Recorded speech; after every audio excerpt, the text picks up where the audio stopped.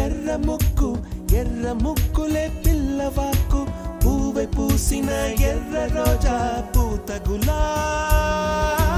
పసిపాదం ఎర్రాని రూపం ఉడికే కోపం ఎర్రాని రూపం ఉడికే కోపం సంధ్యావర్ణ మంత్రాలు వింటే ఎర్రని పంట పాదమంటే కాంచనాల జిలుగు పచ్చ కొండ బంతి ఘోరంగా